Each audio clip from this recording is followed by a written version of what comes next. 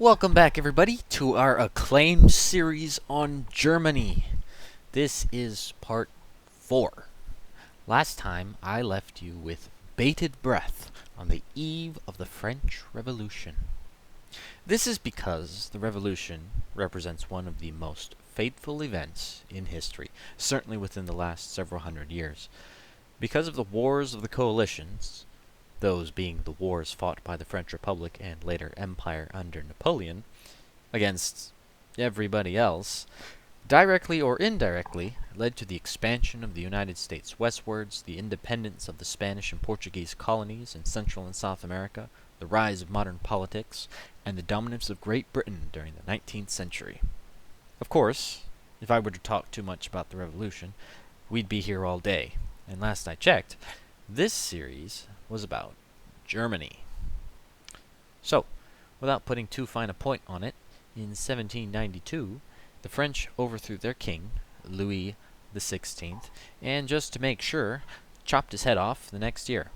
And just to be double sure, they went to war with Austria for a few reasons, followed by Great Britain, the Netherlands, Prussia, and Spain.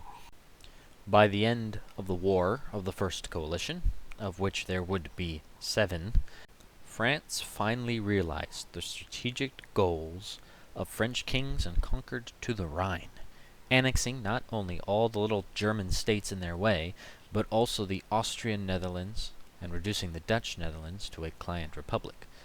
They also subjugated northern Italy into a few client republics for good measure. This swollen French juggernaut was opposed unsuccessfully in the War of the Second Coalition. After some more political shenanigans, a general who had made his name rescuing the French government and campaigning in Italy crowned himself Emperor of the French. His name, of course, was Napoleon Bonaparte. A third coalition war ended with Napoleon and his hordes of French conscripts overrunning Germany, and he was so offended at the jumbled mess of a country he saw before him that he reorganized it into the Confederation of the Rhine. In 1803, a consolidation of territory, called the mediatization, had occurred beforehand. Seeing the writing on the wall, Emperor Francis II and other princes of the empire decided it was best to gobble up territories run by Catholic religious officials like bishops and abbots. The Protestant princes were especially pleased to get those juicy lands. They also divvied up the imperial free cities, which were essentially city-states, all except like 6. Imperial knights were an institution of knights who, back in medieval times, answered to and fought for only the emperor. Of course, by the 19th century, they really weren't doing much fighting anymore. Technically, their lands were supposed to be left alone, but the empire's princes took that more as a suggestion. In 1806, Napoleon takes the process a step further, granting territories to German rulers who had helped him from German rulers who had opposed him. He consolidated all his little German cronies into the Confederation of the Rhine, reducing what had been some 300 states into just 36. Few enough that I can be bothered to count them all. And then, August 6th, Anno Domini 1806, Holy Roman Emperor Francis II of the House of Habsburg-Lorraine, who since 1804 had also declared himself Emperor of Austria, formally abdicated his position as Holy Roman Emperor and dissolved the Holy Roman Empire. This had been what constituted Germany for a long time, but it was so much more for its rulers and people. It was the continuation of the ancient Roman Empire, the sovereign of the Christian world, from which all other rulers would derive their authority and legitimacy. As there was one God in heaven, there was to be one Roman emperor on earth, the Vicar of Christ. The actual continuation of the Roman Empire in the East, known to historians as the Byzantine Empire, fell in 1453, leaving the HRE's claims unchallenged.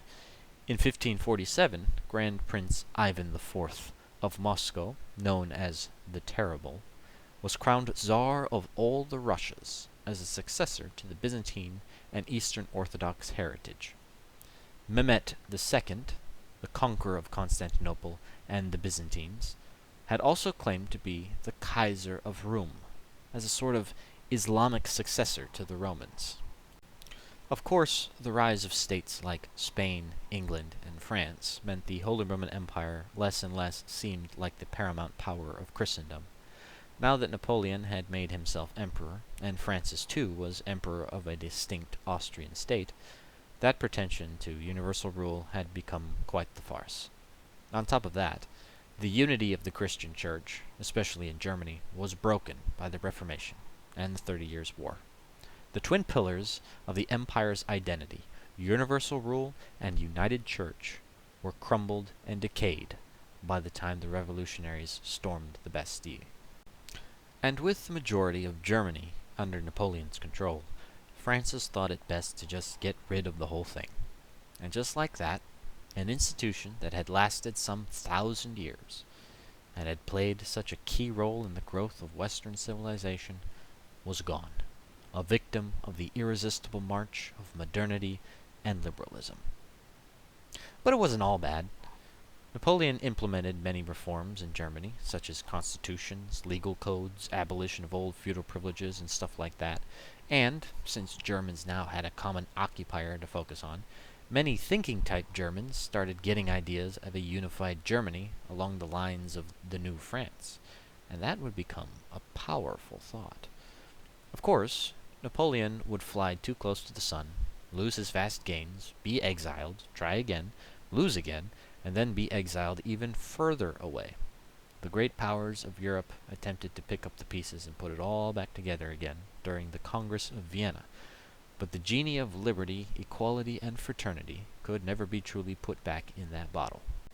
One of those Congress provisions was unifying Germany into this HRE successor type thing called the German Confederation. It was essentially a permanent alliance of the 39 German states. This German Confederacy may call to mind the original United States under the Articles of Confederation, but it was even less powerful. There was no common army, no unified foreign policy, it couldn't levy taxes, and every decision, such as any were ever made, had to be unanimous. Basically, imagine the modern United Nations, but just in Germany. The Empire of Austria served as the presiding power, and its delegate the presiding envoy. Besides all the little Germanys, the Confederation also included German-speaking Luxembourg, which was both bigger back now than we know it in the modern day, before the Belgian kerfuffle we talked about in the last episode, and also ruled by the King of the Netherlands. And despite being the German Confederation, the Czech-speaking Kingdom of Bohemia was included, probably for being such a good sport during those HRE days. Also, Holstein was another German region ruled by an outside power, this one being the King of Denmark. This is really important because it would precipitate a crisis as German nationalism went on the come-up in the mid-19th century. But for now, in the first half, this big, beautiful, thick, fat, juicy Germany is what people like Queen Victoria and Abraham Lincoln would have meant when they used the name. However, the biggest members, Austria and Prussia, who both happened to have territories outside the Confederation, would soon find Germany wasn't big enough for the two of them, and inevitably would clash both in the stateroom and on the battlefield to decide the fate of the fatherland. And, unfortunately, that's a story I want to make sure I tell right, so I'll have to defer it until next time. I know, I'm sorry, I meant to do it this time, but it'll be worth it. Thanks for watching.